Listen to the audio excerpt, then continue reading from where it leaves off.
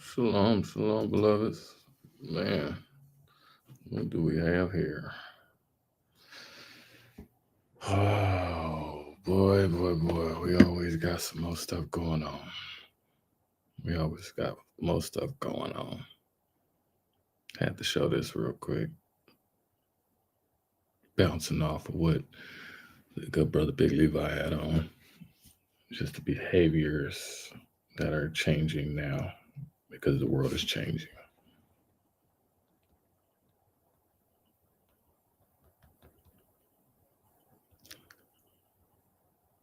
Shalom, family. What it do, world? Hope everybody good out there. It's definitely a whole new world. A whole new world. It's a whole new world. Let me bring this back. Well, beloveds, that's where we at right now with it. So, hope everybody good. It's about that time that we start recognizing and seeing what is happening right now because it is important. It is valid, and it's clear as day that it can't be avoided. But I want to show the good old buckaroo. Finish off on where we were at yesterday because it kind of translates to what's been going on right now. Continue reviewing clemency positions. Of course, we'll keep an eye on that. We have some major news to share with you this morning. President Joe Biden is commuting the sentences of around 1,500 people who were released from prison and placed on house arrest during the COVID-19 pandemic. He is also pardoning 39 Americans convicted of nonviolent crimes. The White House says this morning this is the largest single-day act of clemency in modern history. Biden also says he will be taking more steps in the coming weeks to continue reviewing. So, I don't know if y'all remember that this guy used to definitely flagship for all of the three strikes law, the cocaine and the crack and all that stuff. He was the Renaissance cavalierish, shooting from the hip kind of Brewster. And now he's pardoning, he's going back, and they all are. Every one of them having a double back on a lot of the things that they've done. Even as you see as the current administration is doing, that's what the next administration is about to do. Literally got all those votes and stole everybody's energy, and they got duped. And now they finding out the hard way that, they got sold up a river. And so I bring this up is because as many people are getting more locked up, they can't keep them out. They're going in and they're going in for very long times because of the severity of the crimes now. They're not just any type of crimes that, just to get, swept under the rug and pacified and stuff like that when nobody was good, giving it any, validity and credence. It was just, turn a blind eye. But now, can't do that now because they're so horrible and they're so close to home. They're actually in the homes now. And to see clear as day how embarrassing this out now looks because for quite some time, for many crimes, whether petty or none, or actually due and justified. There was many times throughout the news that I watched as a kid where it was just black. Y'all was portraying us in the most horrible ways. And then, oh, come and adopt this puppy. Black. Oh, yeah, get this kitty. Black. So, yeah. So to be able to see the tides turn now, it's like, wow, great glory. Like to actually be able to finally get it on camera, witness, and see now, the embarrassing things that are happening at a drastic capacity now, like an alarming capacity now, to where they cannot keep them out because they are doing the most craziest of crimes now. Stuff that they know that our people weren't doing, stuff that they know that they could not pin up on, but they have to find some type of way to be able to pin these things on us now. However, they have been put together, they've been getting manufactured and shown in this way now. So that's why the mirror has to be shown back to be able to showcase to all of the beloved brothers and sisters out there the stark difference, the stark contrast, the similarities. Because we got to understand we have been damaged by these ways for hundreds of years. And to be able to get through, we have to go through. So, because of that happening, we have to be able to go through the deep rinsing. We have to go through the breaking down of all of the gunk to be able to get ourselves back in alignment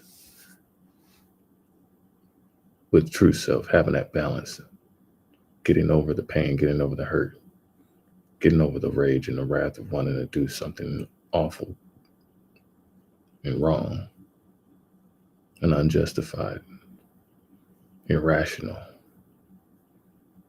ignorant, foolhardy, to be able to switch these type of energies within our life, to be able to forgive and let go.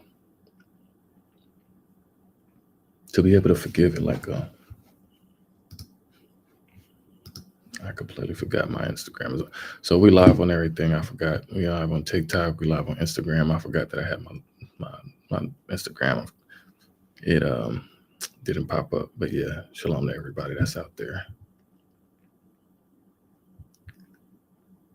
For some reason I do not know why it is not showcasing the sister.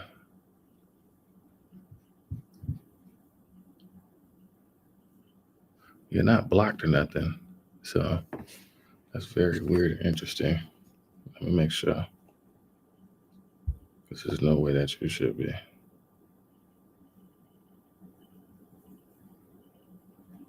But yeah, we getting X flares. We getting all type of weather. So yeah, there ain't no time to be sitting here sleeping and resting. There's no time to be sleeping and resting on what's going on.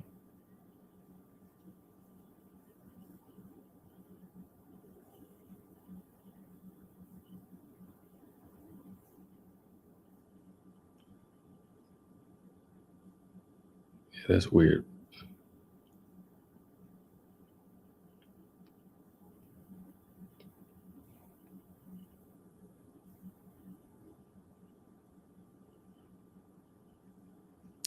Yeah, I'll get it together.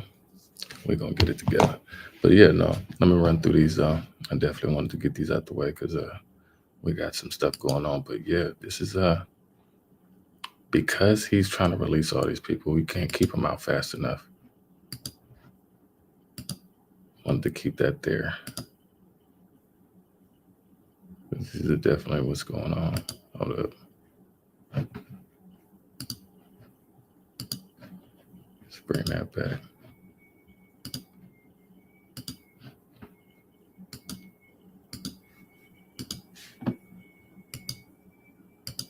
All right, let me bring that back. Because, yeah, that's what we're on right now. Having to pay attention to what's going on. This stuff is embarrassing.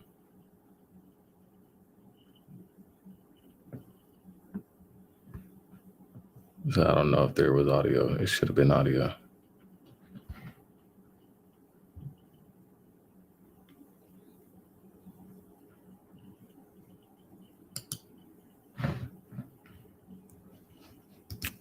Yeah. Let's bring that up.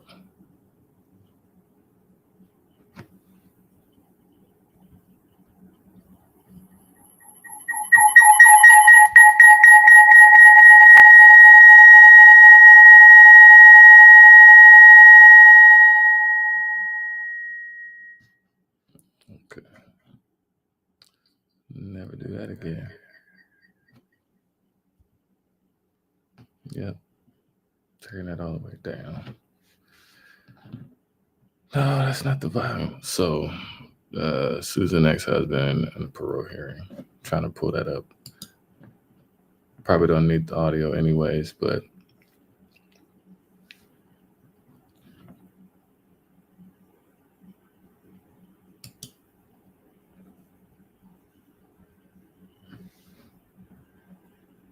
you got to understand that many of these times having to go through court and all that stuff, all that's money. It's extra money. That's doing the most. That's having to get all caught up in the system and having to worry about having to clear your name about some stuff that say somebody could have been just like, slandering. But lo and behold, these people businesses are going out of business, and hey, what can you do?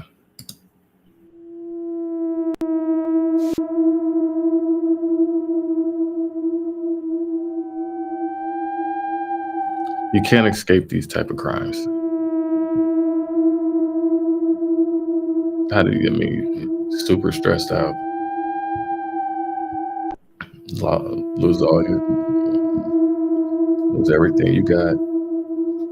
Can't do anything about it.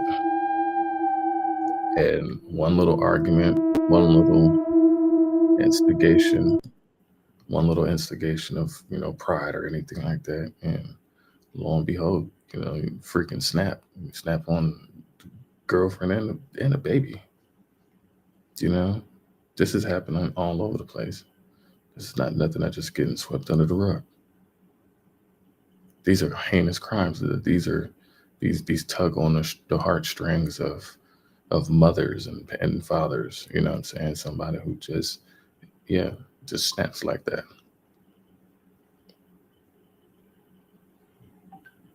On a regular basis.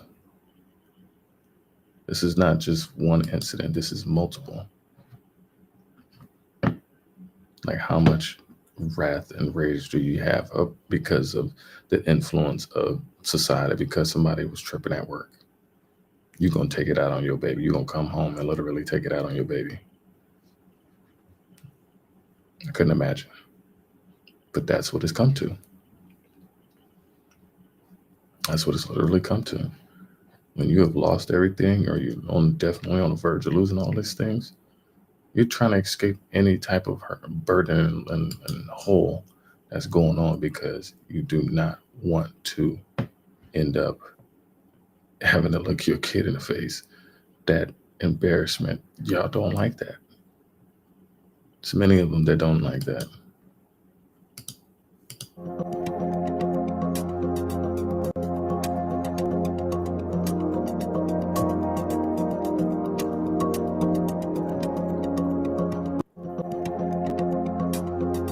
So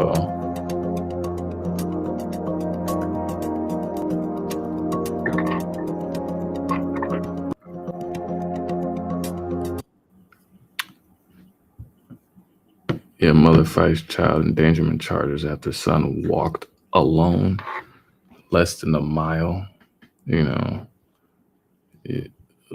Looking at these as parenting, this is what's going on. Yeah, isn't I believe so. Isn't that? I believe so. We can definitely look into it. Hold on one second. You said DEMSKIY.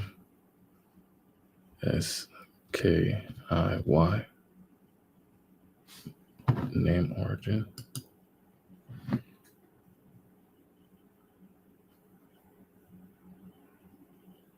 Or Dembski.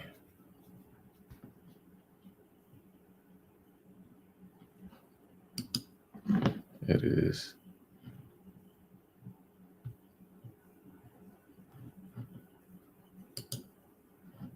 This is the. Am I spelling it right? Because I'm going off of what the chat just gave me. DEMSKIY or SKI or SKY. Which one is it, the I or the Y? Because it's looking like it's the I here. But anyways, the surname of it, origins is Jewish from Poland and nearby areas. The name may have originated from a place with the word of dab, demb, which means oak. It could also be an artificial name that refers to the tree's strength and durability. Oh, interesting. The Dembski family was found in the United States between 1880 and 1920. In 1880, Illinois had the highest population of Dembski families, with about 78% of all recorded Dembskis in the country.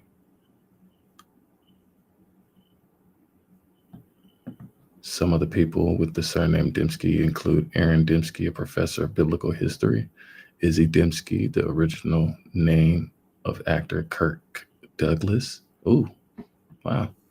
Who later changed it to Kirk Douglas in 1941. Danielle Dembski, an Arizona beauty pageant winner who competed in Miss Teen USA. Joel Dembski, an American accounting researcher and educator. Nick Dembski, Canadian football back. Pavlin Dembski, a Catholic missionary who died in 1656. Interesting. It's Jewish from Polish, yeah. Habitation name place with the word and artificial reference to a tree and its qualities of strength and durability. That's very interesting. Very interesting. So we're going to keep that pushing. Huh. Learn something new every day, huh? But yeah, having to, all the bad parenting is coming back. Oh, wow. Yeah, that could be the case too, that wrath. Let's go back to that. Which one was that? That was he beheaded the Dembski tree. Where? This one? Oh, wow. That's interesting. You caught that. Let me put that out there. Yeah. I don't know how to get these off. These all in my way. They weren't there before, but wow. He beheaded the Dembski tree, aka Dembski man. Yeah. Of the young tree, the youthful tree, the chopping down of the strength, the original. That's fascinating. You're just starting to see that.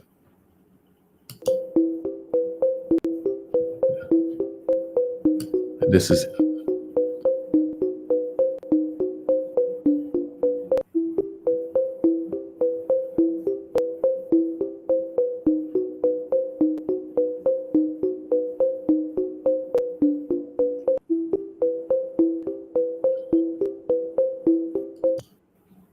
so this the face of the lady who took out the world-renowned singer Selena, and so I believe so, and I believe it also called a tree. I believe so, not for sure, but you're looking at all this. You're looking at all the seven deadly sins starting to come out, being very prevalent. So being able to notice them right away is what's key, because you're having a lot of people who are trying to like judge other people for their wrongdoing, but theirs is starting to come to light right now as well. So all the people, just like they're saying, like there's a bounty on her head at her point in her life where she was envious over Selena and then took her out. Now you got people who are envious of her position and people who still have wrath because you took out their darling. So yes, the when it comes to the Latino heritage, that eye for an eye thing is very real. That Azteca anger, that passion is, when you hurt somebody beloved like that, that's crazy. She's, trying to seek parole. And, she did her time, she did the crime, but that's in the sights of the Most High, was the true judgment, all of the holy wisdom that's coming down to be able to showcase within every one of the nations, to be able to see the error of their ways and how it's presenting situations like this, scenarios like this, to test and to see. That's why it's so beautiful, even with the music, of being able to create music that will highlight certain, music is, especially hip hop is like lyrical newspapers. It's able to convey what's going on in the communities right then and there, far much more than any news. We don't get any of the news or any of our information if it's not from the culture's source. And so that being the nation, but still you have people who, skin folk is not all kinfolk. So we still have people that are growing and still trying to develop and understand what is going on. And so you're able to come here to be able to get the word, to be able to get the vision, to be able to hear it, to see what is going on around you. When you got brothers and sisters that may be on video games and then people are envious and, you're beating me. Now the jealousy and the wrath come out to where people want to cross state lines to go and hurt somebody. These you got sometimes you got people that are the closest to you who will hurt you. Yolanda was very close to Selena, and she was envious of her positions, and she went ahead and did what she did. Because of that, people never got over it, just like with OJ. Even to this day, even when I show you the posthumous of him, they will label him as a convicted felon. People don't remember what you do for them. They remember how you make them feel. How did you make them feel? Do they remember you as a good person, or they remember you as the person who never paid them their money back? Or the person who slept with them and didn't give them the time of day? Are you the person who just wasted my damn time? That's how people will remember you. If you actually left them with some sense of calm and serenity, something that educated them, that gave them the nutritional value in comparison to eating an Oreo cookie. You actually got something out of the experience that we all have amongst each other. We have to appreciate each other more, because we're too selfish to be trying to take as many moments and time from people, because people got to cherish their own time as well. So to be able to just try to take time from others, you got to be respectful of that and honor that a person is even blessing you with this time that they don't have to give you. And people give really unappreciative. And that's okay. Because at the end of the day, you still got to walk in your divine purpose. Even with what's going on, even when people just want to turn their back on you, even when people don't want to, understand that I can't spend that time with you, or I can't do this for you, I can't do this with you. People get resentful, all the way from kids dealing with trauma, extreme abandonment, people being poor. It ain't nothing more dangerous than being in between a defenseless and helpless man, hungry man, and an apple. People will do any and everything for clout, a bite to eat. You name it. People have their motives and their motivations behind things. And when they finally succeed, they just get that sugar rush and they snap out like, damn, that really wasn't even worth it. I done committed the act. I done already did what I did and made the choice to cross over the bridge, cross over this boundary, cross over this fence. Either you get the rewards or you get the consequences. Sometimes they turn out to be both, and it become bittersweet, to where it teeters within our own mental capacity of, being bittersweet. That knowing that we had to let go in order to gain much more. Now people are starting to see so many examples within this community, especially being envy and the luxuries of things. You're starting to hear people come out being mad at people who are famous, people who have success and money and never did anything with it. You're starting to hear the resentments. You're starting to hear the qualms. You're starting to see the envy and the anger come out and the greed because people do not have. So, yes, people are pissed off at Elon Musk. People are pissed off at the Bidens and the Trumps and the Kamalas and the Obamas and the Hillary Clintons. People getting Nobel Peace Prizes and all of these different things when their neighborhood stores are closed and they don't know what they're going to eat. That's what the reality is for many people in this country right now and around the world. It is definitely the time.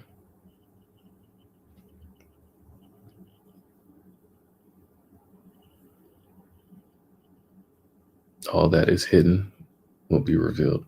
And now is the time where it all is being revealed. And we can't be afraid to expose it and showcase it.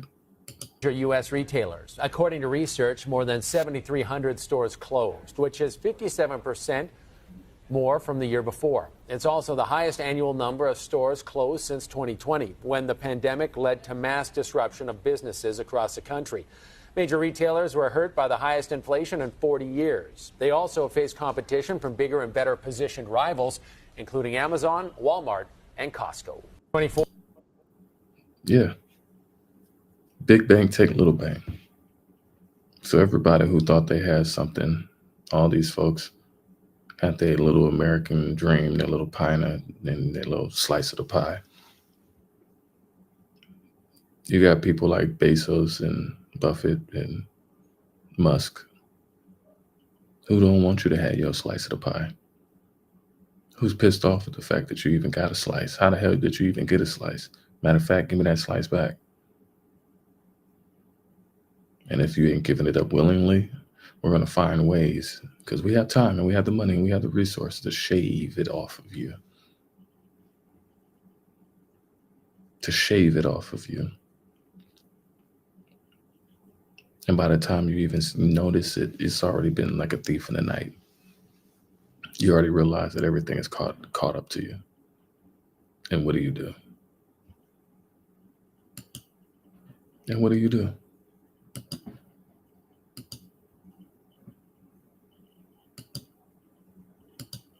Most are resorting to doing the meal. Most are resorting to being the meal. As much as people don't want to talk about it, yes, people are resorting to being the meal. And they're willing to do all of these different things that these different TV shows have showed them. A lot of these people have taken a lot of what is happening in these shows and have made it, they want to make it true. Matter of fact, let me redo that. Let me redo that. They want to make it true. So let me, where'd it go?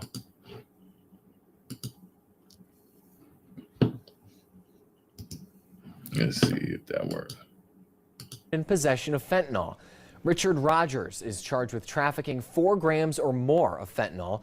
Police say they were patrolling on Rivers Avenue this morning in response to a trespassing call and woke Rogers up, who had been sleeping outside of a business.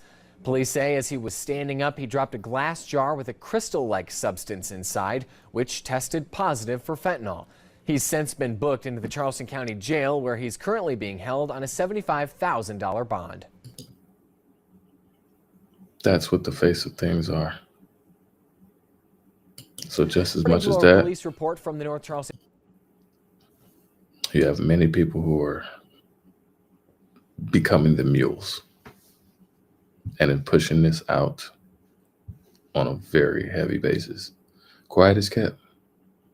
That's what's going on. Traveling, and I'm seeing them getting pulled over.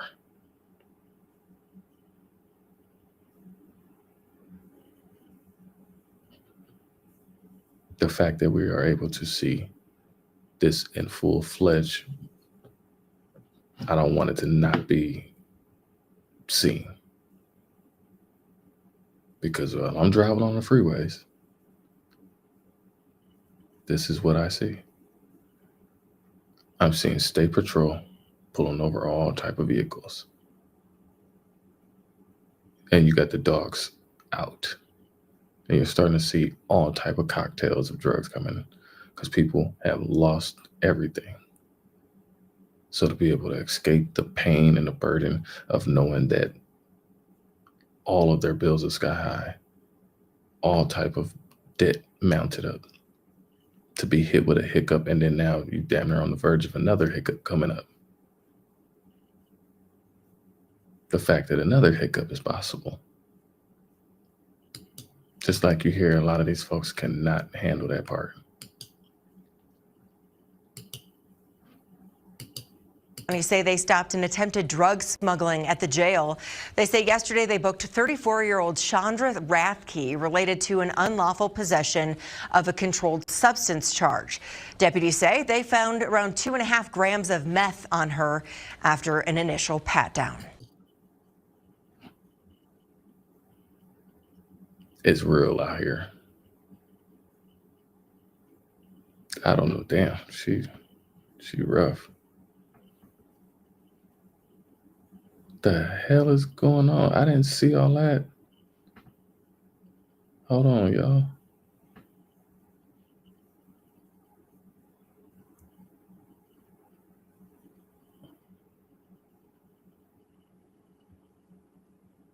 Am I tripping? She has no eyebrows. She drew on her eyebrows. She has the upside down star with the web right here. I don't know what that little, I don't know what that is right there. That's a heart. And I can't tell what it says on her neck. I know that's an M. That looks like an A. That can be an L or a T. I can't tell what that. I don't know. And then she got like half a wing under her eye. Like the other guy washed out. Like she got her ass beat. I don't know. Like she got this weird gold WWE gold dust face having ass. I don't know. But like she doesn't look obvious.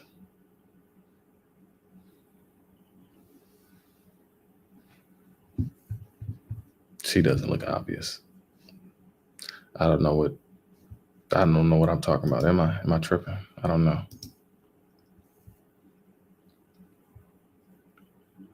I mean, you love who you love. You love who you love. That's it. That's deep. Oh, I wanted to play this. This is definitely something. I don't know if I played this before, but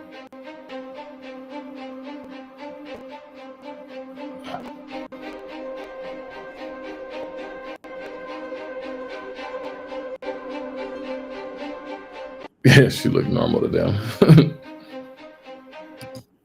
So, man upset about losing video game allegedly threw his baby against the wall. He threw his 8-month-old son against the wall. Yeah, ain't no video game finna make me that pissed off. There's too much going on in life for me to have to play the video game right now. And I play that because it's things like that. And I love my brothers right here, but I had to put it out just because it is something that I want our brothers to be able to pay attention to, because it is scary out here, you know, whether it's for your health, you know, even though it may be for the dollar and maybe for the clicks and all that stuff, but it's something to be mindful of, because you got people who are going to react over losing completely different than you are. When somebody's losing in a video game, that is them. They're driving across state lines to commit these things. And I know we internalize the anger and it may be stayed inside domestically, but just being mindful that, yes, these things are happening right now. See my citrus? Tastes like sunshine. The evolution of citrus. That ain't happening. So.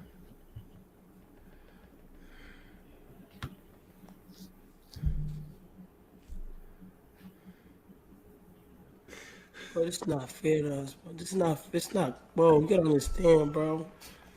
It's like, we came with a dumbass rule. We're dumb. And every time, nigga, you understand me? Every time, bro. Nah, y'all don't get this shit. I swear to God, y'all don't get this shit. But we're dumb as shit.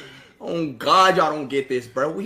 Bro, every time. How did we not win that? How did we not win that? Every time, bro. How did we not win that, though? It's every How? Like, chat, tell us, how did we not win that? I don't know. How? Oh my God, tell me. Tell us right now, how did we not win that? I don't know. We had everything. I don't know, bro. Like, Bro, I ain't gonna lie. I knew that shit was gonna happen too. The fucking fall damage, my But we nigga. on Fall damage damage. layer, and they're down there.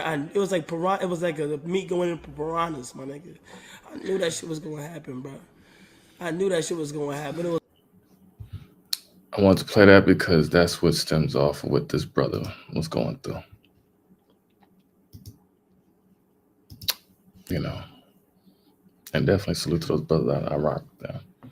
But I look at that and I look at these brothers. Not everybody's out here winning, you know. I remember when I was playing video games a lot. I was a kid. It was tech. I was a blurred. I was a black nerd. Fixing computers. I was, you know, all in the programs. I was downloading like crazy. I had all the bootlegs. I heard all the music before it even came out. It was like amazing how I was able to have access to all of this stuff. I was way deep down. And so playing video games, I was really good at them. I was so good at them that I was gambling and betting money. Then I was beating the shit out of people, you know. And so, yeah. So it's people stream the video games because, okay, so what they're doing is an evolution of what we could have been doing at the time. That we could have been doing it, but we didn't. It wasn't there. It wasn't available. It wasn't at the capacity that it is now. And so these brothers, which I salute because they made something out of it. And Kai Cenat is one of the largest streamed artists, influencers on Twitch, which is another platform that I'm on right now. And so these platforms, yes, they have like video games, but they also have other things like how I'm having this conversation with you on here about the influence of the video game and how much it will take us out of us being connected. Like it will change us, like that inhibitor. It inhibited something completely different at the moment that you even get out in the real world. It's almost like you're short-circuited already, you're fried and stuff like that. And so your interactions with people are so drastically affected to where even a kid trying to show you affection, the kid don't know that you've been getting your ass beat this whole time. The kid don't know that you didn't lost the rent money to keep a roof over his head. The kid don't know that he not about to have no noodles with the little baby hot dogs in them.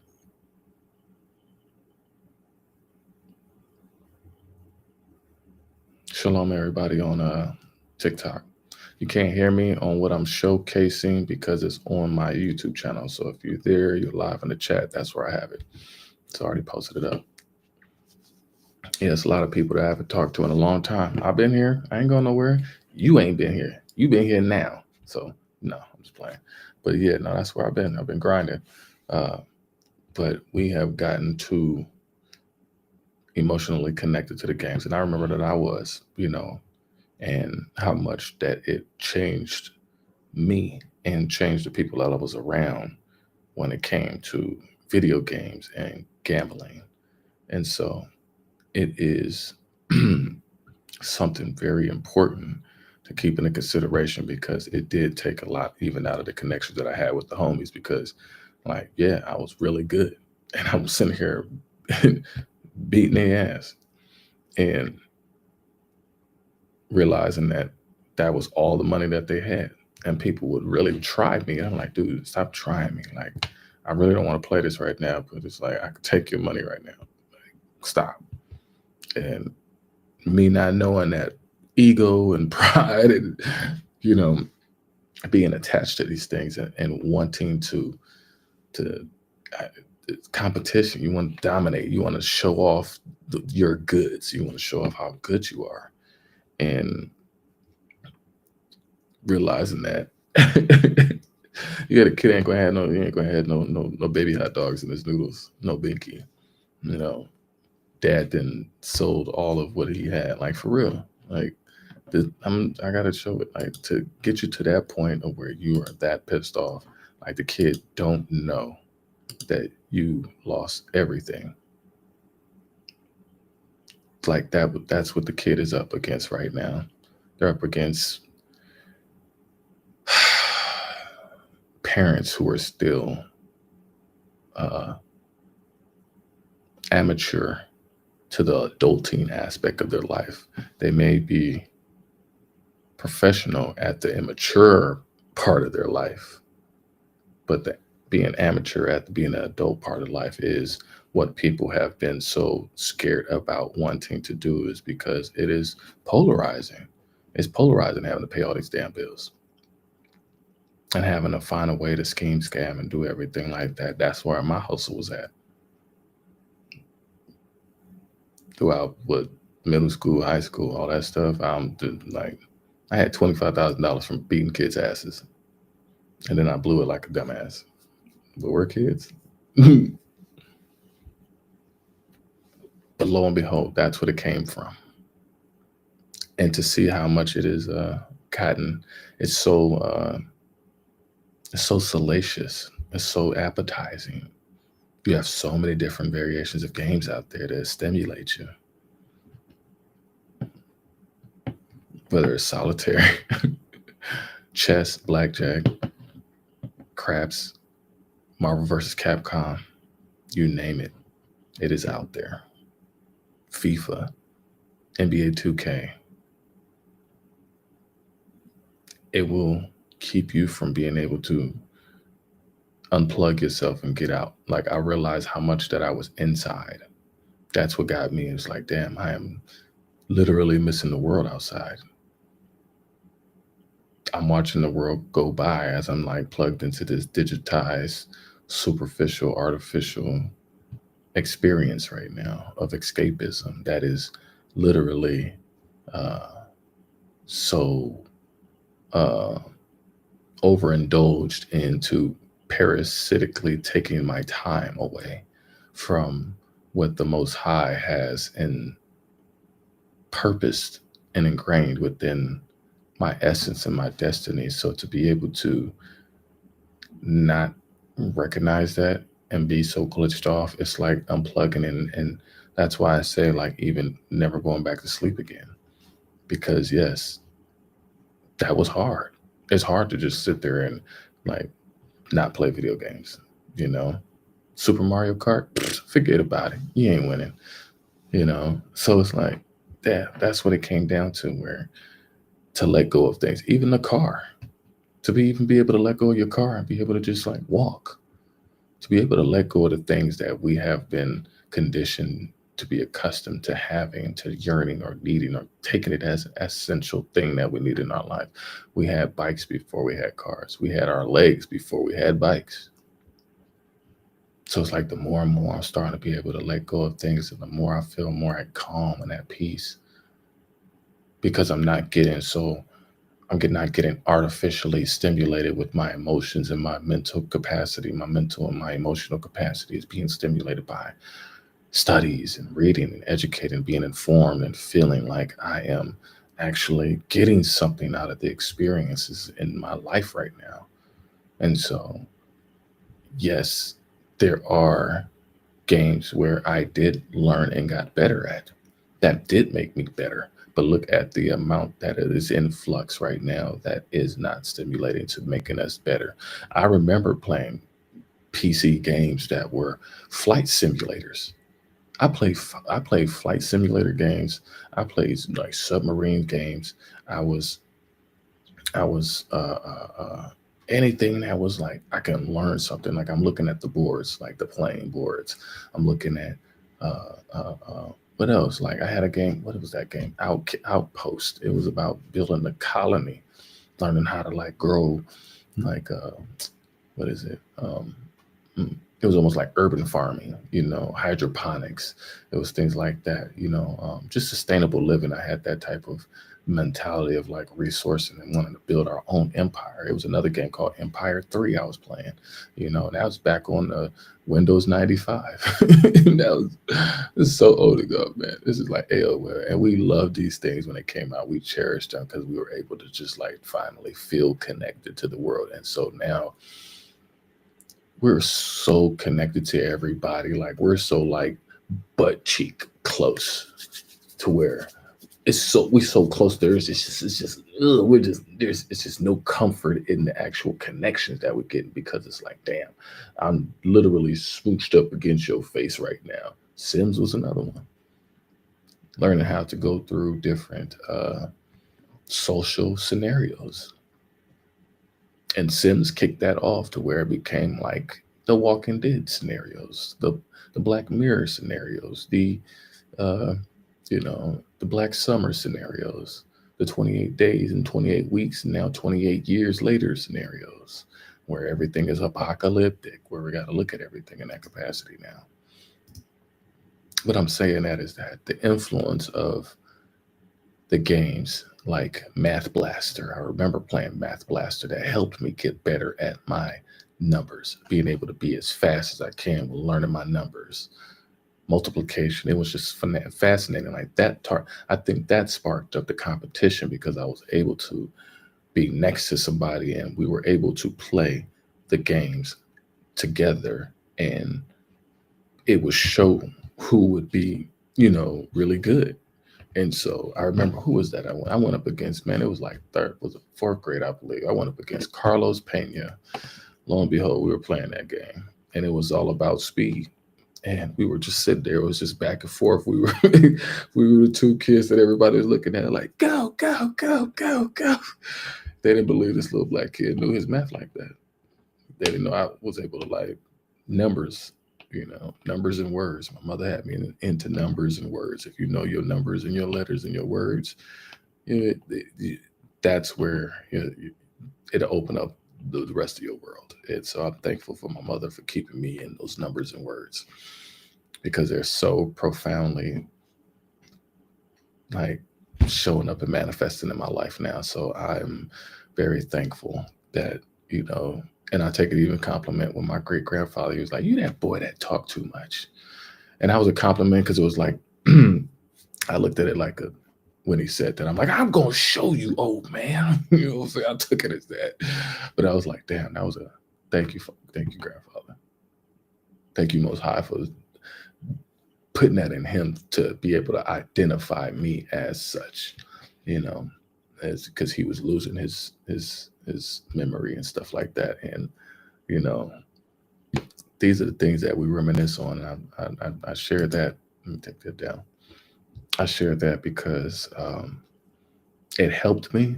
But then when it starts helping to the point where it starts hurting, I think that we have not really understand the transitions. We don't understand that part of being able to have that control, much more control over when it gets to the point of hurting or curse or addiction.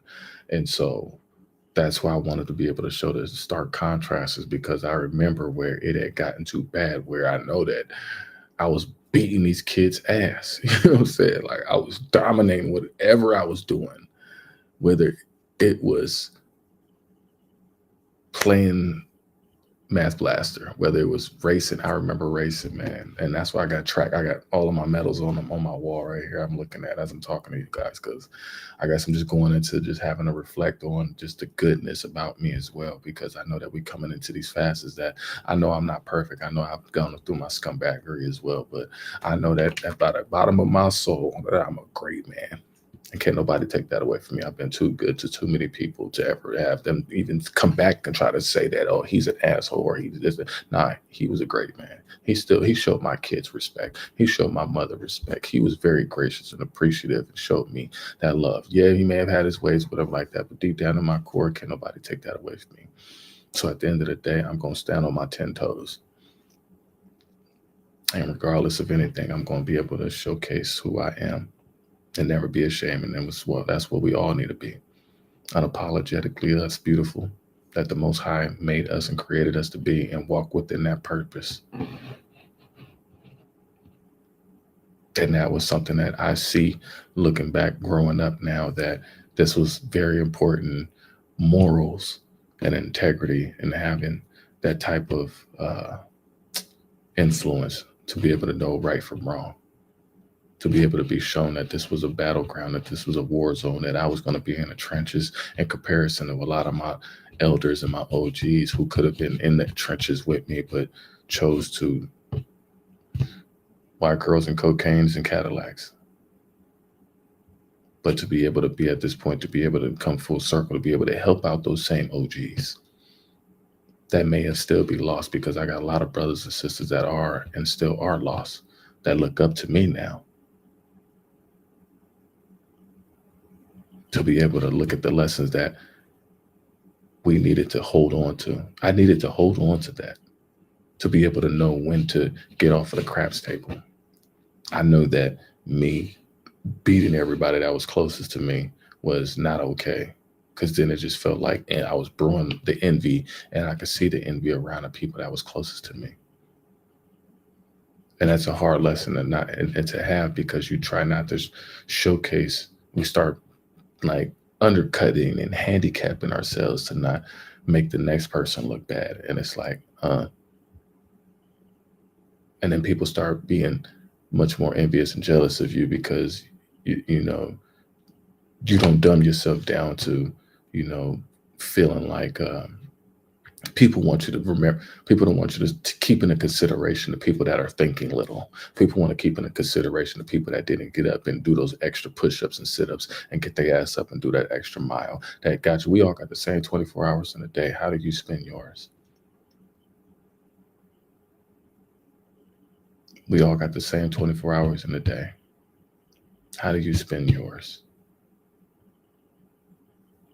Do you spend it doing what you're supposed to do or not?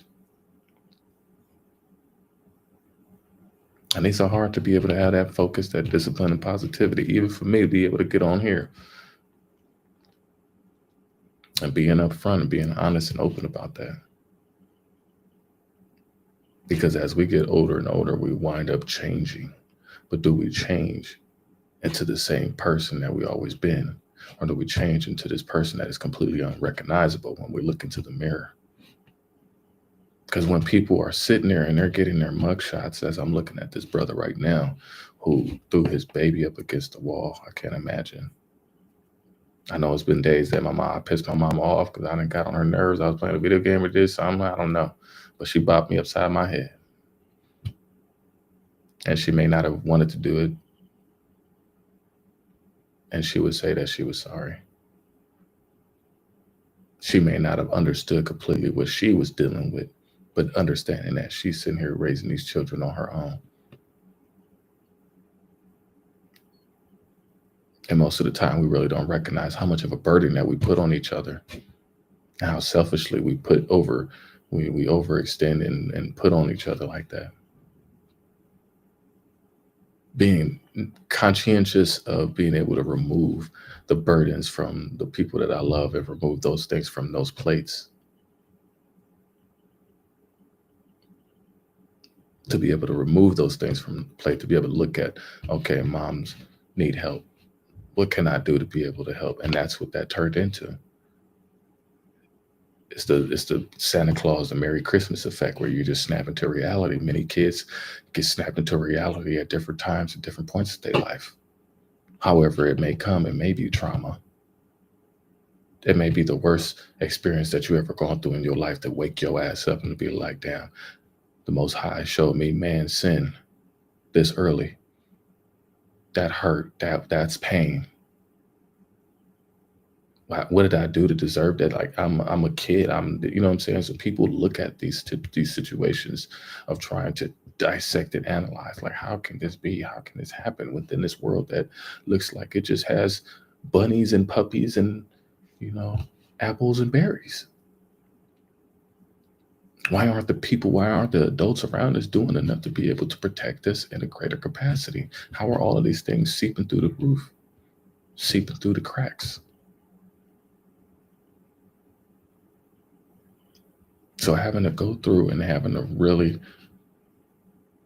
go through a deep cleansing, going through the deep rinse to be able to understand the error of our ways and how the little subtle things carry on to even being an adult. I got homies that got gambling addictions because of those type of reasons. I could have easily had that. I can go to Vegas and win all day just because I know sports, I know numbers. I can get on the craps table and jackpot all day.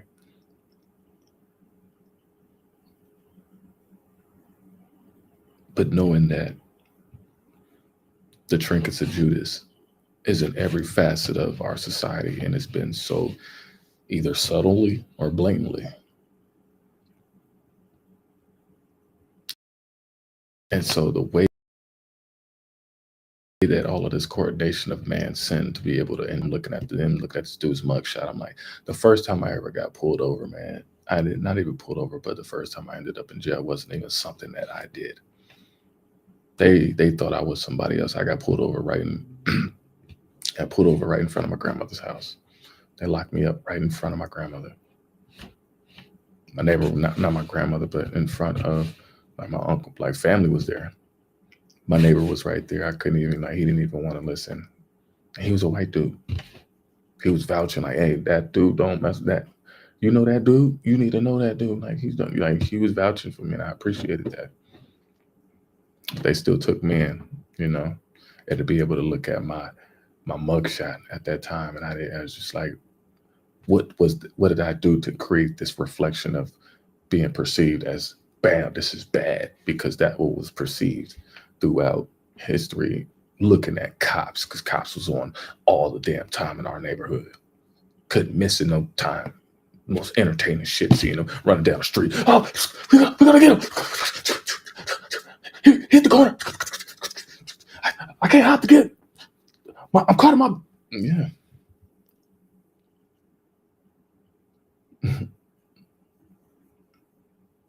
To be able to understand that, how do we get caught up in these things? That's what we're doing. We're hitting the reset button that we might even go into another sit down, and we might need that, because it needs to be another second round of brothers and sisters to be able to go through another deep rinse. And I think a lot of brothers and sisters didn't get the memo when it came to 2020, and I'm seeing that now. I know Jews and Gentiles who are still a part of these little systems of tentacles. They're starting to realize that they're kind of drying up now. And it's not as effective for the brothers and sisters that I know out there. It's like, now they know that they're getting caught up, but knowing that we are different type of people, we smell things different. We smell things different. We see others that are actually getting caught up, and we're seeing them getting stretched for 130 years type of thing. The stress level of losing any money, we've been used to that, whether it's a couple dollars or even millions. Trying to be able to navigate the world as it is now, we are looking back at all of what we've been through, that we are used to and we're accustomed to, and having to see how it has reverberated and shaped into our own lives now. Like I could see how the things that I may have thought was cool may have turned out to be like actually callous, devious things that I needed to work on doing my own shadow work now. To be able to become a better man now. It's like, man, I need to humble myself because I may not be saying the right thing. I may not be doing the right thing. I may be going in the wrong direction. There may be a hair in my damn suit. There may be a hair in the suit that I'm giving a person. Like I may be affecting a person. I have to understand that, hey, I may not be Phil Jackson in the plays right for the Michael Jordans that may be in my life like this. I may have a bunch of brothers and sisters that are Michael Jordans and Scottie Pippens, and I may not be facilitating the pieces together on the board, the chessboard. And it's the shadow work that we do at the same time is that we create the balance, create a game plan of understanding like, okay, this is where we came from. This is what I came from. This is where I'm at. This is where we at. This is where I'm going. This is where we're going. And the way to get there is through all of the spiritual work that we have gotten through to be able to get us to this point, through the Most High, the Holy Spirit, and our guardian angels. Because I wouldn't be where I'm at now if I wouldn't have been able to see my guardian angel clear as day. And I went on my own journey that was completely not understood by anybody growing up. So I always had to prove myself. And it created this, having these proving grounds. Always had to prove myself. And I'm like, prove to who? Prove to what? Prove through what? Prove through what? And you start breaking these chains. Like, why am I proving this to this chick? She don't even love me. Like, why am I going above and beyond? Why am I trying to prove this to a family member who is just taking this for granted? You know, you start looking at and dissecting and peeling back all of the layers to pull back so you can be able to really feel, how can I get past this and be able to progress without being emotionally attached to it, whether in the letting go process or actually taking on and partaking. And actually, when I'm partaking, it's actually genuinely nutritional, that I'm actually going to be invested to it, because, hey, as long as I'm here, I might as well have something that makes me happy, that brings me joy, that brings me peace. Have the company that I want to keep, that brings me joy, that brings me peace. My mother used to tell me who you hang out with and I'll tell you who you are. Tell me who you hang out with and I'll tell you who you are. So yeah, I wanted to go to the Grammys because I wanted to be in the same place where all of the people that were great in my profession as well. No different from a doctor, scientist, a lawyer. I wanted to show and look at myself in the mirror like, dang, yeah, I could be saying, mama, I made it, but I'm telling that little 4-year-old kid that, hey, little buddy, you made it. And that's in every process that we go through. Thanking the Most High and allowing that, having that faith of a mustard seed, not giving up. Having that faith. Not doubting, not turning back, not regretting, not regressing back into old ways. And that's hard when things are piling up that are around you because of life. To be able to have such a peaceful life and not have to worry about these things and not having to worry about no bills. I could just sit here and read to you guys and do all of these things. Yeah, it's a whole lot different from people that did have millions, that were able to sit there and live their life how they would like to. Feasting off of the backs of people who actually worked their ass off, and you took all of what they had. So now when I'm looking at these people, they're mad because of people that are now feasting off of them, and now they're looking at it as, okay, their own people are doing it. So yeah, they're pissed off at their Trumps. They're pissed off at their Musk and Bezos and Zuckerbergs.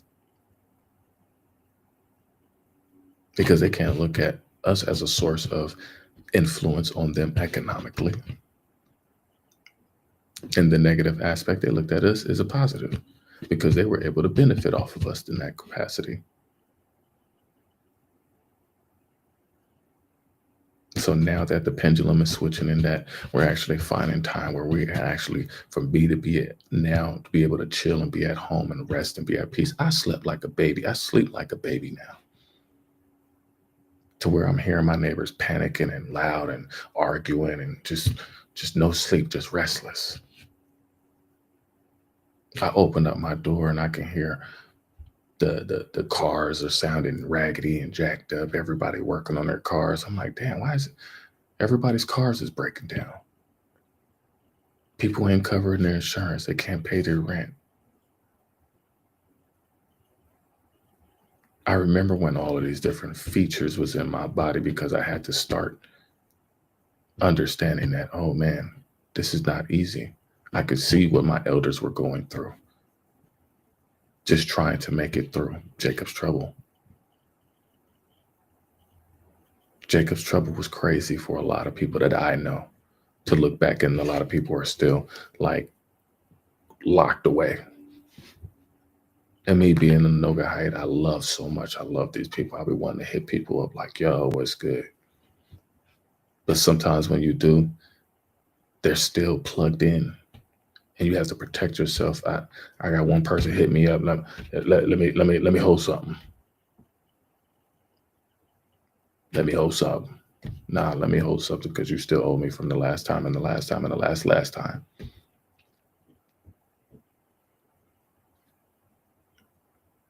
Do people love you when you tell them no?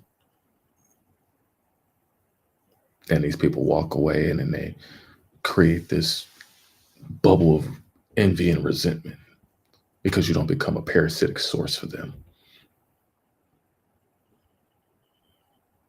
And so I had to look at myself. Was I that way even when I was playing the video games? Was I a parasitic source on my own folks that was around me? And I brewed my own envy within a company that I kept within the own crabs in a barrel. Damn, that's deep.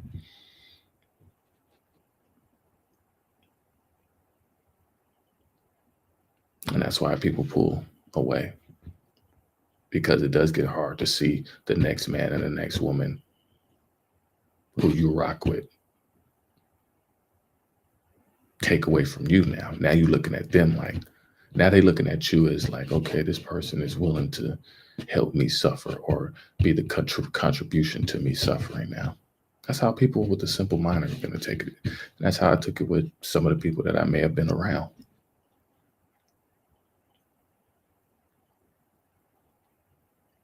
And I realized that, damn, did I have the same minor amount of envy that these people had for me when I went there and I see these people up on stage? I'm all the way in the nosebleeds next to Kobe Bryant's jersey. I'm over here fantasizing as if my jersey belonged next to him in the Hall of Fames of the hip hop heads and whatever like that. Whatever self-proclamation, pride, ego, just fluffing my own ego. To be looking down on these people like, they didn't work as hard as me to get there. How dare they be there? And I should be. Yeah. And this creates this perpetual loop of you grinding yourself to the nub to where it becomes almost Ouroboros, the thing that eats you. The thing that you love the most would be, it's almost like knowing that water is so delicious and good, drinking too much of it can hurt. Having too much of something can hurt, and I realize, damn, overindulging in things and not having a healthy balance of just needing as much as you need. And that becomes greed. It's like, man, I used to overindulge in making so many beats. That's gluttonous. I made so many that I didn't even finish them. And so how dare I even say about somebody who got who's hoarding in their house, bunch of cat shit and newspapers and a bunch of unclean dishes and stuff. Like, who am I to sit here and judge the person of the house that I'm cleaning when I may have my own version of hoarding?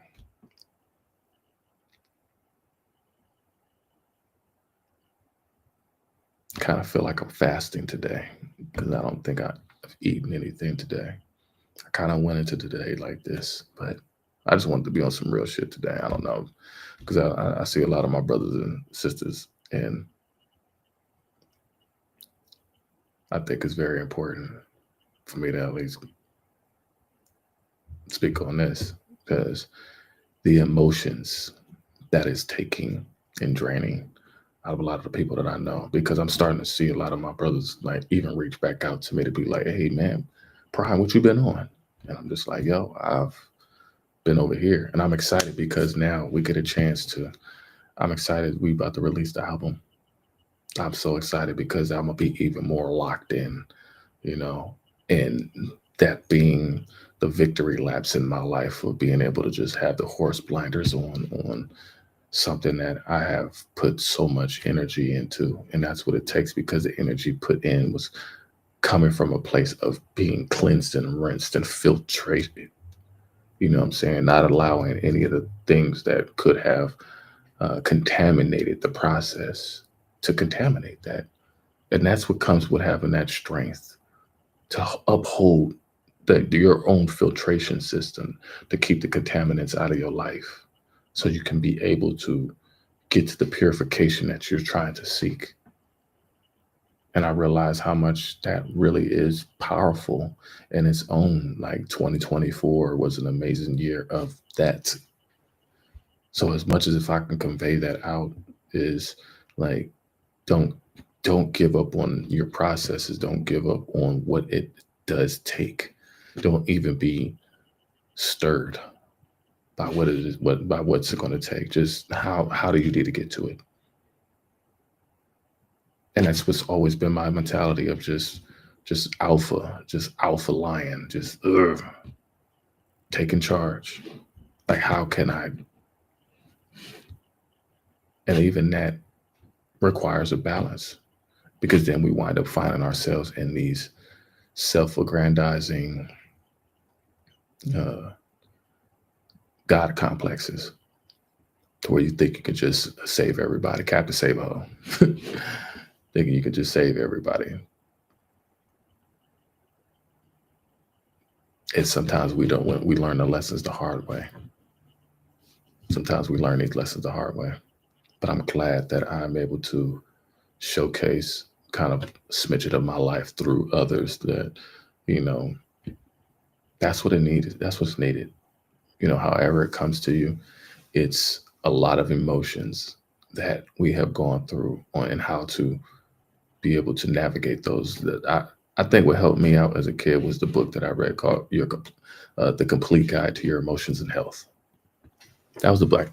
That book helped me out. That helped me deal with grieving. That helped me deal with a lot of different stuff, to where I could be calm. I could be happy and laugh, you know, and not take as much serious.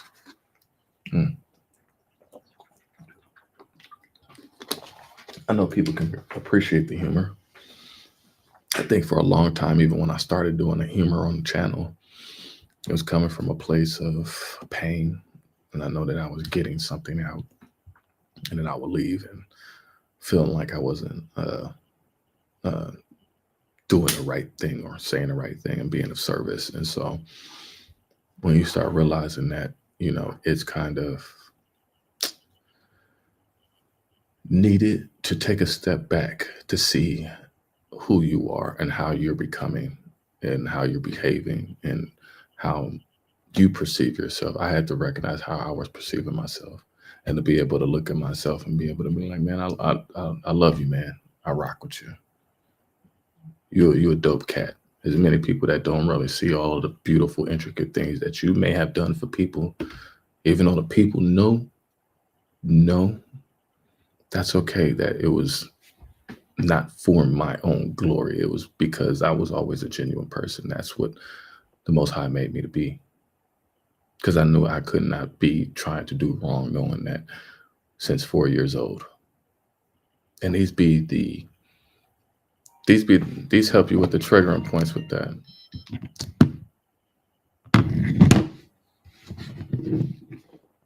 I'm on live, man. Everybody calling me now. No, I'm live.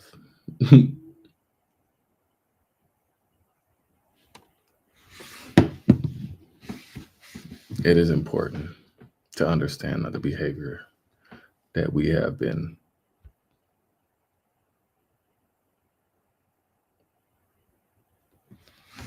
so yeah. The emotional behavior, I want to showcase that though. There's a couple other things. I know I just went off and that's just something that we just need to see. I know there's a bunch of little articles I had up here about just traits, adult traits from, that end up with you as an adult. Yeah. Things that,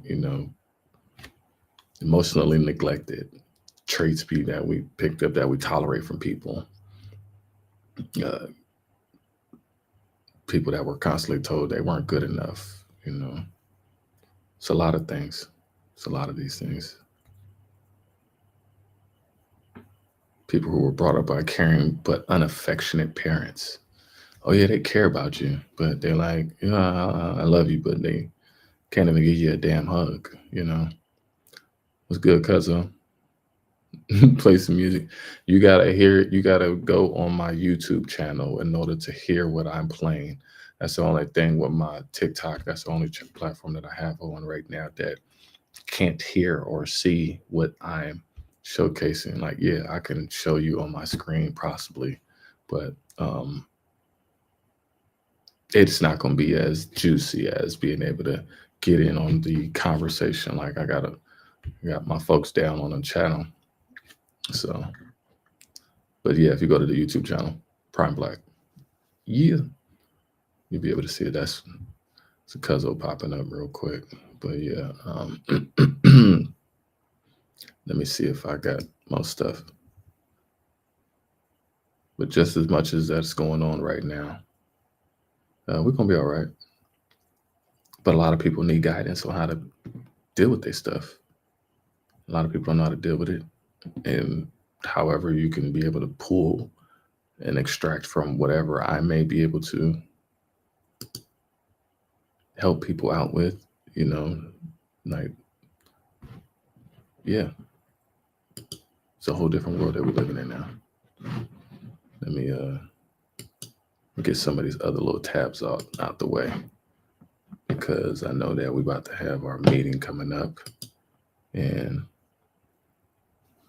we need to be on deck. Shalom, everybody. What's going on? Let me see.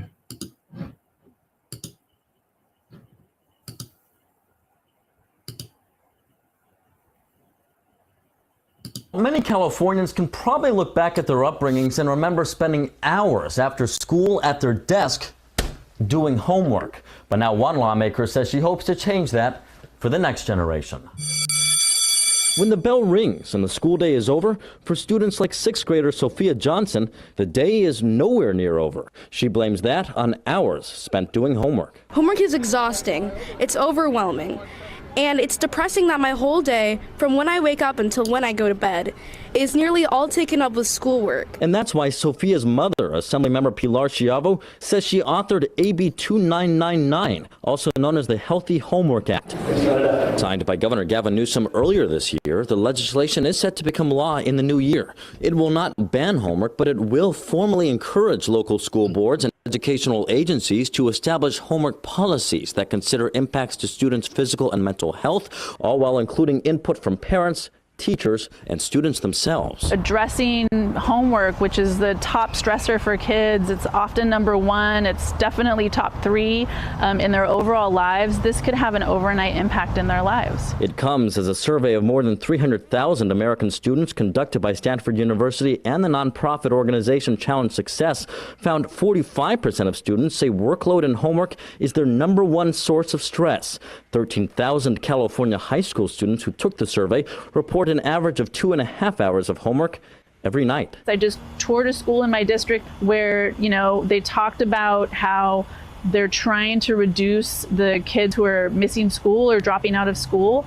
And the top reason they're hearing is because kids are getting behind. They just get into a hole when you miss homework and then you have homework the next day and you're trying to catch up from the old homework. Too much homework really can overwhelm. Their brains start to shut off. They stay up too late. They're not present and available to really learn in school the next day. And so making sure that we find that balance. She notes her legislation is also tailored around equity, something California Teacher of the Year Casey Cuny believes is crucial, noting students from lower socioeconomic backgrounds may not have access to resources at home like high-speed internet. A child's grade should not be dependent on the resources they have at home to do the homework.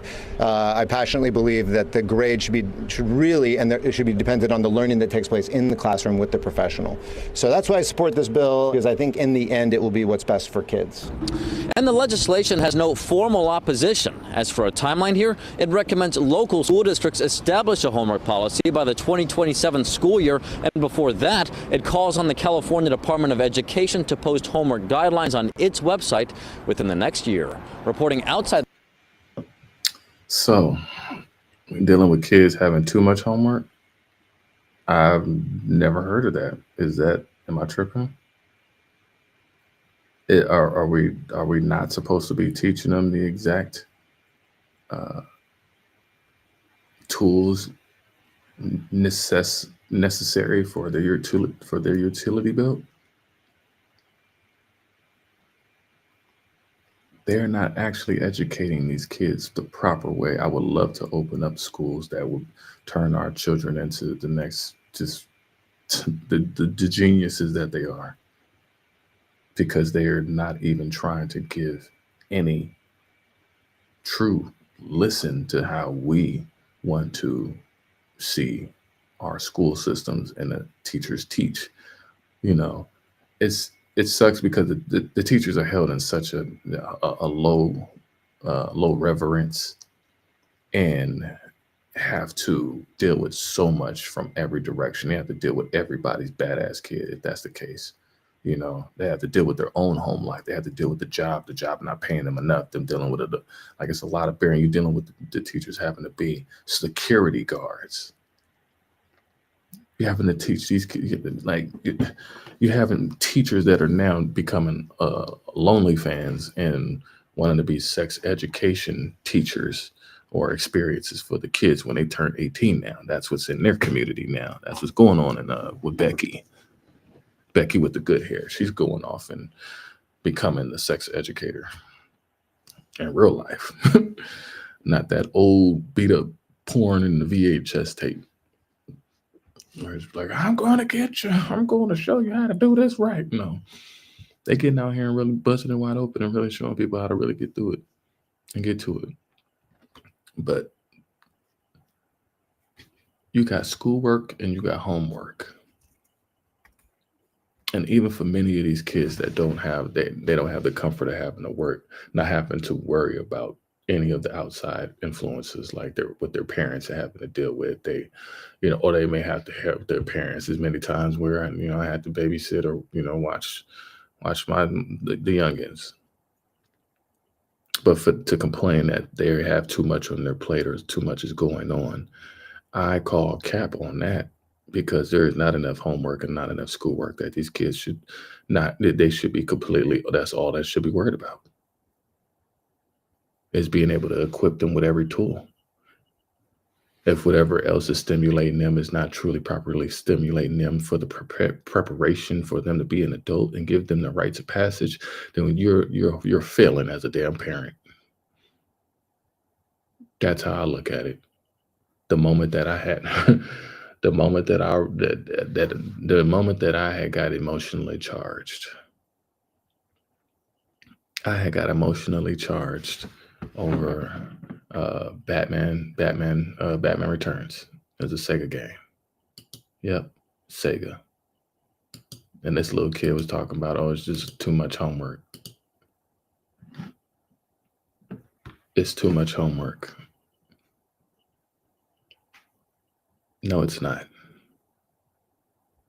It's not enough homework.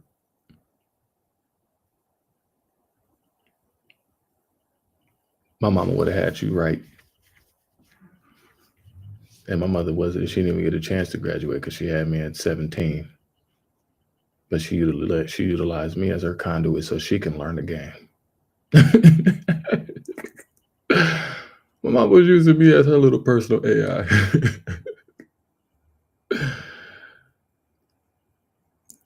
Yeah, Sega with the Batman Returns. And that was when I realized my anger got the best of me. My emotions attached to these video games got the best of me. The distractions from the video games to the phones and all of the tech gadgets and all of these things. Yes, they would change you. And the comparison of the ratio of the amount of time that they spend on these devices or in any other, what is the other form of stimulation? Because if you're complaining about homework, that means what's the other stimulation? The other stimulation is physical. If it's physical, that means you're out doing karate, wrestling, jujitsu, you're running basketball, football, track, you're doing any of these. Are you in a table tennis? Are you at a ping pong club? The chess club? How are you having to pay half of the rent? How do you not have the time to be able to do your homework? You have plenty of time to be in a class, to sit there, soak up all of it and pay attention to the teacher. You can talk and play with everybody outside. But when you're in a class, you're dead focused because I'm not going to waste that person's time because I don't want to feel like my time is wasted. I'm not going to go through each one of these classes dealing with these folks and not taking because we're in a war zone, because we're in a battlefield. My mama didn't make sure I didn't forget that I was a soldier out here. She needed me to get out here and go get this intel. She needed me to get out here and get this reconnaissance, get this scout in. So yeah, as much as I may not have wanted to do it, I needed to do it. And that's what is not birthed into the urgency of these kids, is that they need to. I don't care how many hours you need to stay up. You ain't got to pay it. You ain't got to pay for nothing. You ain't got to pay and worry about nothing for however many years that you can be able to get to, whether, however many, you got 18 years to be able to get to it. But the moment that you at least hit your introspection and your comprehension come together with this round, it's getting a lot younger with the kids now. It's like these kids hitting their introspection at 6 years old, 5 years old. These kids is geniuses, super stimulated, know exactly what to do. But the adults are in the way. The adults are in the way because they're too scared and fidgety that their kid will actually become a success and actually be better than them and excel. It's generationism. The kid has to modify himself to be excellent because the schools are so compartmentalized with not making the restrictions or the regulations uncomfortable. And who are the regulations that are made uncomfortable is white supremacy and a predominantly white institutionalized curriculum that has been force-fed to us through a falsified straw.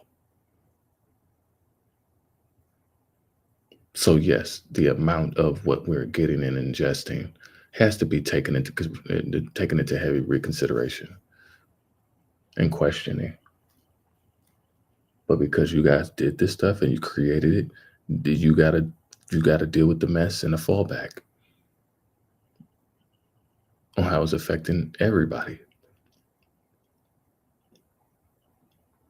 The fact that the amount of urgency for any of these kids now you're looking at laws trying to extra press on to, hey, if you graduate, you gotta be. It's that selective service. When Oklahoma just passed that, where you gotta be going to college or a trade school or going to the military. Forceful selective occupation. being forced into a selective occupation.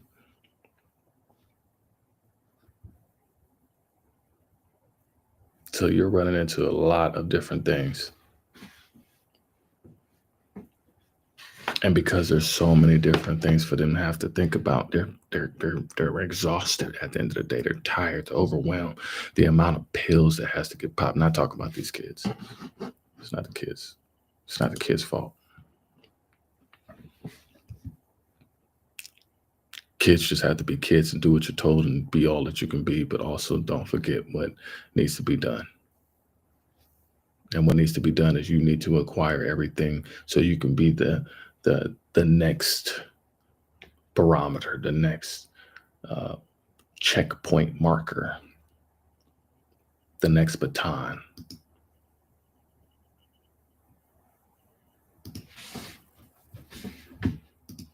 And when you got kids like that who are not educated, they become deficient in their ability to be able, that you get exposed. You start getting around other smart kids, you get exposed. I don't know about you, but I was not finna be no dumbass. I was not finna embarrass my mama like that. I was not finna embarrass my mama like that. I got my little library down here. I was not finna embarrass my mama like that. Because you got a lot of men out here, when you start showing them up, especially being a man, it's different. As a man, and you're not educated, so that's why all of that pride, trying to be all gang and stuff like that, I promise you, you end up looking back at it like, damn, and that's what brews up the envy. Right now, this is going to be a year of envy.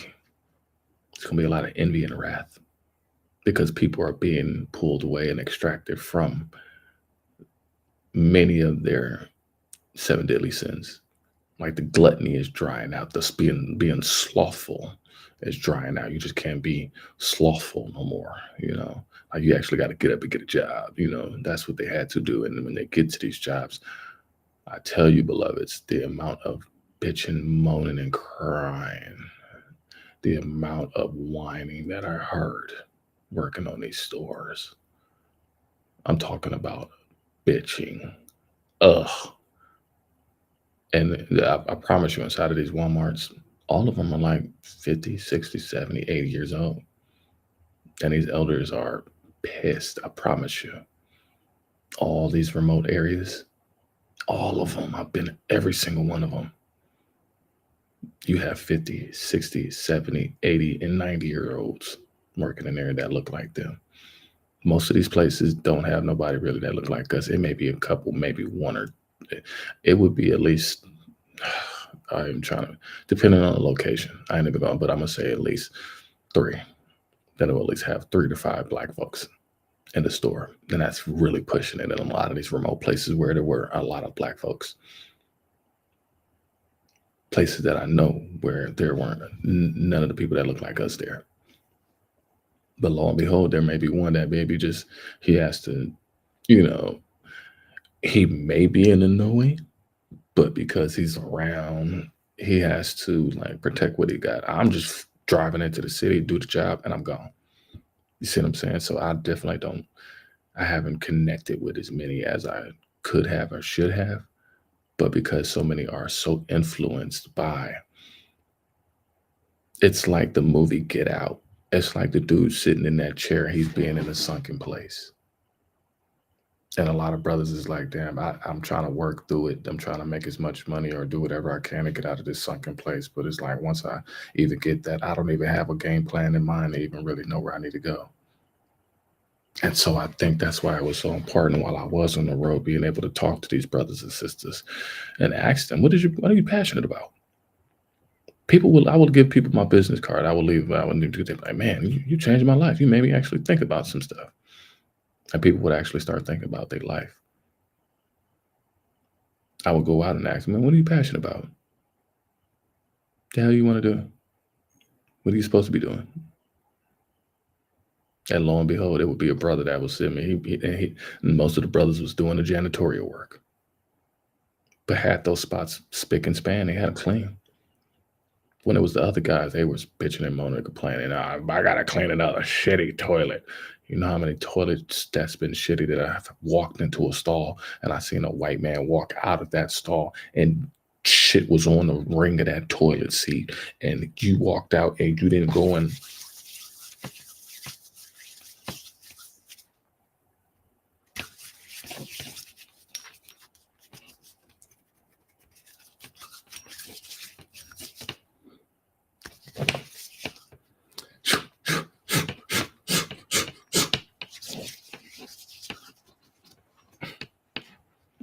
20 seconds.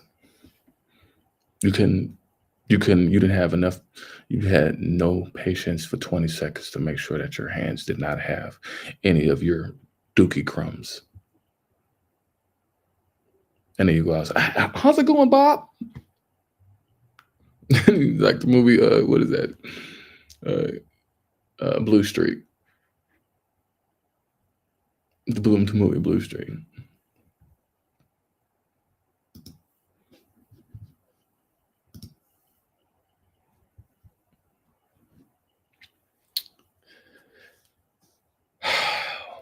We've had a lot of ways to. We've had a lot of things where people perpetuated to us that, oh, we dirty, we nasty, we ghetto, and all of these different things. And it's like, man, many times that I lived in the hood and lived in the projects, lived in the ghetto, lived in just anything like that, it was most of the time, mamas and aunties had their house spick and span. You know why? Because they had them kids clean that damn house. You're not finna. All of us were living and growing up. I promise you, everybody's house. My aunt's house smelled like pine saw. You could never just walk in there and it wasn't even clean. You know, everybody's was just spick and span. That's how it was. Even in the hood, it was home. And they made sure it was home for all of us to be able to enjoy.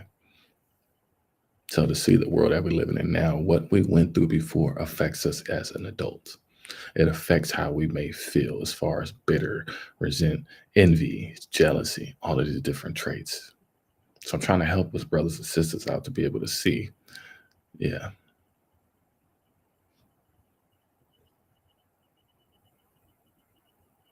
So we're adjusting ourselves and we're moving in the right direction. We're moving in the right direction. The fact that we can be so much more calm, so much more in tune with the world and how it's changing, and how we can identify the error of our ways and start to actually be like, you know what, I need to reevaluate the association with my damn self. Damn, Bron, you do that? Oh, that's not honorable, sir. I'm not finna honor that dishonorability. Oh, dismiss you. That's what. So it does take that, though. It does take the work. But by the time sometimes we didn't even realize the work, it's be too late. That's what I'm saying. When my brothers that getting emotionally triggered by these things from the from the gambling apps, from the gambling, the video games, all these things, I promise y'all, man, I could have went down that lane of taking everybody money. And to see where it's gotten even the most wealthiest of brothers. Brother got the most streams, and see how much that still affects, to where people like that crash out and wind up on TMZ doing the most crashed out stuff because of outside inhibitors of these traits that we may not really be truly dealing with. And the only way we deal with it is by dealing with it in the wrong way. Oh man, everybody pissed me off at work. I need a drink. That's not helping because now the wine and spirits is just conjuring up in you. Just it's merengue and all that tension and juice to bring out, to be able to, you know what? You tell them the truth. You tell them how you feel. I am the spirit of truth juice.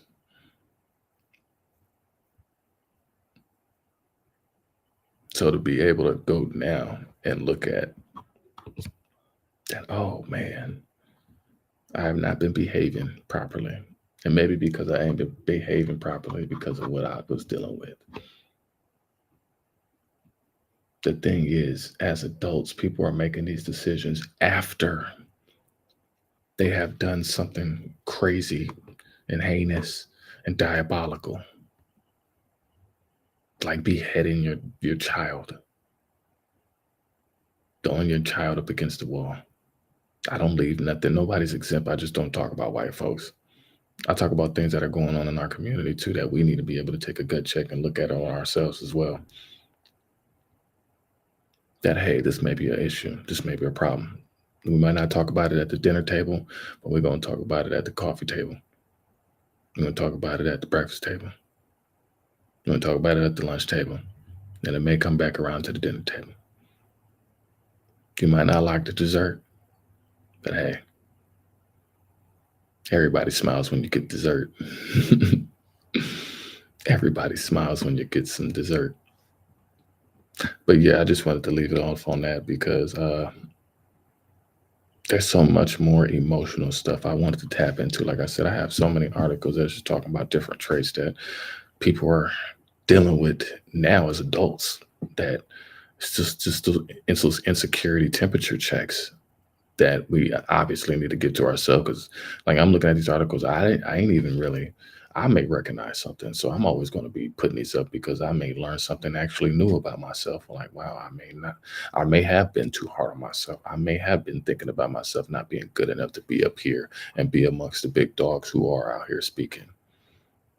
I may have one viewer and I'm over here envious because this person may have a billion, millions of viewers. I need to check myself. I need to work on that. You see what I'm saying? So there's so many different things that we take in and like, why am I even worried about that? I'm sitting here doing the work of the Most High. It don't matter who's watching or who's not. You just do what you just do what the Most High tell you to do. And that's what I'm doing. I'm doing what the Most High telling me to do, to be able to be up here and not hold back and be unapologetic about my life and who I am as a man, and you know how I'm trying to do better, to be better and get better, to be able to help people out there through all of what we have in front of us that the Most High has blessed us with, to be able to have to get to where we need to get to. So I don't want nobody to be alarmed about all of the stuff that we're seeing out there, the things that, because we're starting to see so many things close down and change and transition, and people's emotions, our family going to be coming around and being all extra needy. Random people are going to be so extra forthcoming as far as in wanting to say hi or spark up a conversation, anything like that. So to be able to protect your energy, because you may be still dealing with something that somebody may be sniffing on you to try to see if they can get a chest angle on you. Most of the time, because we're protected, it's not going to come that way. But just for the ones that I know out there that may not be in the truth, brothers and sisters that may not have gotten, acclimated with a lot of the nation and a lot of the knowledge that a lot of the brothers and sisters that are in the chats have a true understanding about. But I hope this opens the doorway for that, for you to be able to ask questions and communicate and find out for yourself. Because I don't know it all. I'm not do all, be all, end all, say all. But if I can be able to aggregate and bring another unit of our community together in a different way, then I'm doing my job. This ain't about trying to get anything other than showing thyself approved and being a humble servant of the Most High. Because I know where I came from and I know where I'm at. And I smile because I know where I'm going. And I get excited because I know what I came through. I know what I went through. And that should bring all of the peace and humility out of your pores, to be able to know that you went through that bullshit. You got punched so hard. But you're still here, baby. You still here, baby. So don't give up on yourself. Don't give up on what the Most High has in store for you, even if you may be losing and losing and losing and losing. Do not give up. Keep on going. So I want to leave that with you guys. We can get to this meeting, and we might be on later on with some late night blackness.